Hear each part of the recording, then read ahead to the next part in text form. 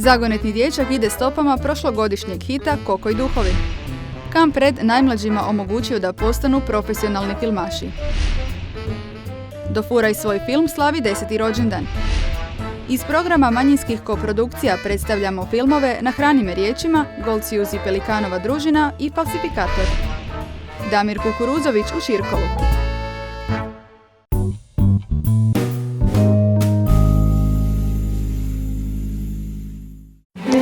Ratko Milić, Koko, drago mi je. Nakon velikog filmskog hita Danijela Kušana Koko i duhovi, Koko nam se i ove godine vraća na veliko filmsko platno. Zagonetni dječak redatelja Dražena Žarkovića oživio je istoimeni Kušanov roman, uz koji su mnogi odrasli. Marko, čuješ li ti mene?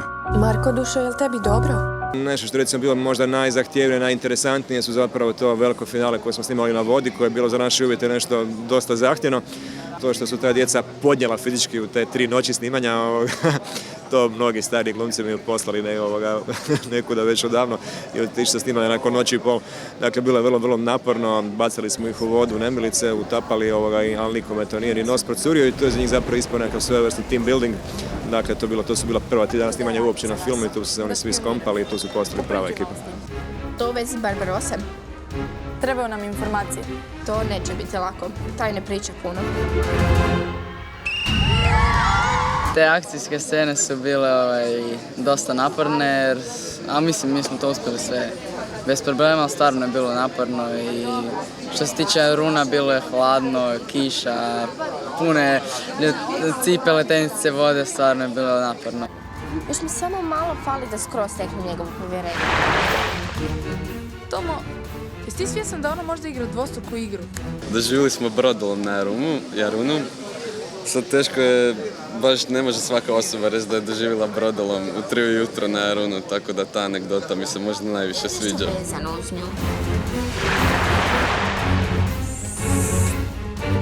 Mislim da ovdje imamo zločin.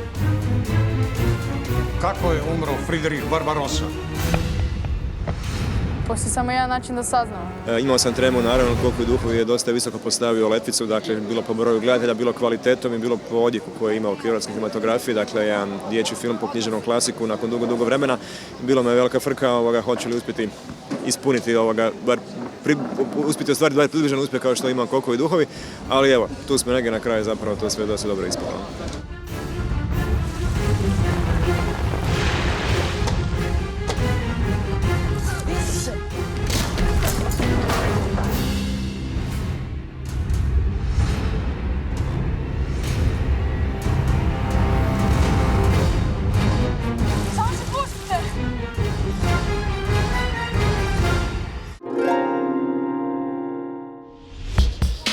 Nakon prve D-kino radionice 2010. godine, ove godine pokrenut Kamp Red. Riječ je o višednevnoj radionici na kojoj mladi filmaši snimaju film s profesionalnom red kamerom, kakvom se danas snimaju visokobudžetni hollywoodski filmovi poput Hobita ili Prometeja. Kompanija Red, koja proizvodi te digitalne kamere za snimanje filmova, dadne svoje kamere sasvim dobrovoljno mladima od 10 do 14 godina i nauče ih kako se prave filmovi. U biti, klinci dobiju mogućnost da rade sa istom opremom kao i najbolji profesionalci i vrlo interesantno šta se desi kada se tako nešto napravi. Kamp Red pokazao je da film u današnje vrijeme nadilazi okvire odabranih i postaje pristupačan masi. Najvažnije je imati dobre ideje, a one ovim mladim polaznicima čini se ne nedostaju.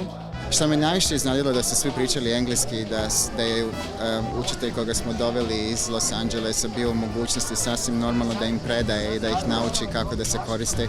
Čak što više da oni nisu imali nikakvih problema da komuniciraju, pišu skriptu sa njim na engleski i tako dalje.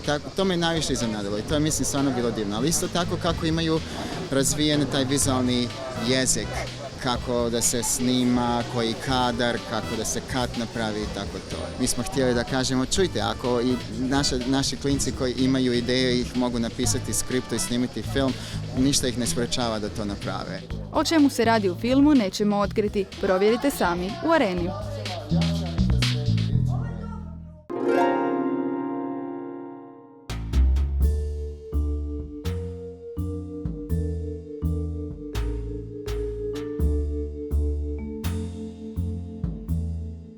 Uz veliki jubilej festivala, mali jubilej 10. rođendan, ove godine slavi natječaj amaterskog filma Dofuraj svoj film. Ove su godine na natječaj pristigla 24 filma različite tematike, a natječu se u kategorijama za najbolji film po glasovima žirija i po glasovima publike. Tko će se ove godine okititi tim titulama, saznaćemo posljednjeg dana festivala.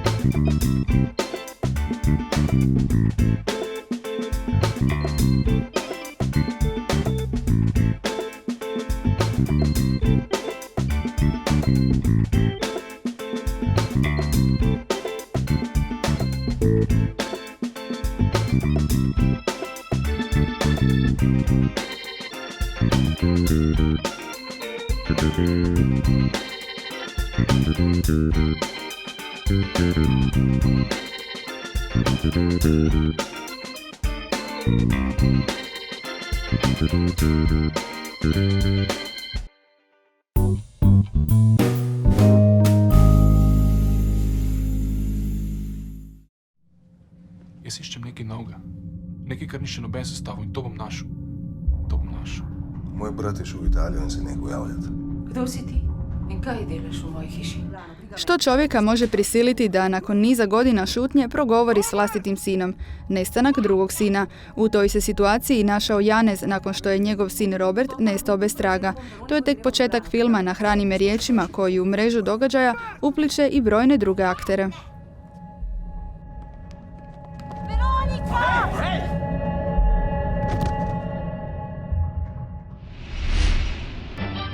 Ladies of the court, your eminencies, ladies and gentlemen, the Billiken Company from Den Haag in the Netherlands is pleased to present to you the discovery of original carnal sin by Adam and Eva in the Garden of Eden. Goltzius i Pelikanova družina vodi nas u 1590. godinu u dvorac na Rajni, gdje nizozemski grafičar i slikar erotskih prizora Hendrik Goltzius izrađuje izvanserijsku knjigu sa 6 prizora iz Starog Zavjeta.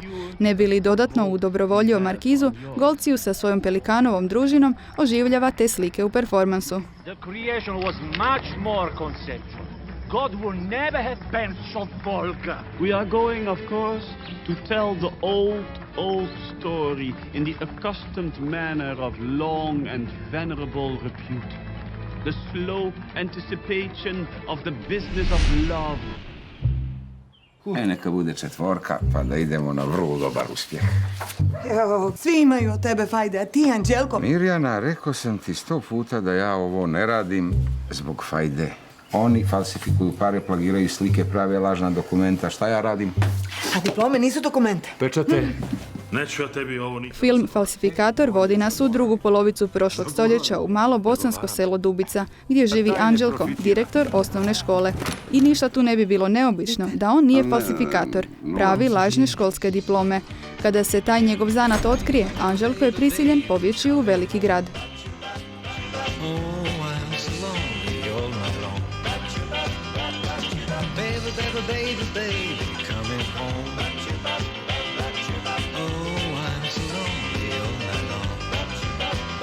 Baby, please come home.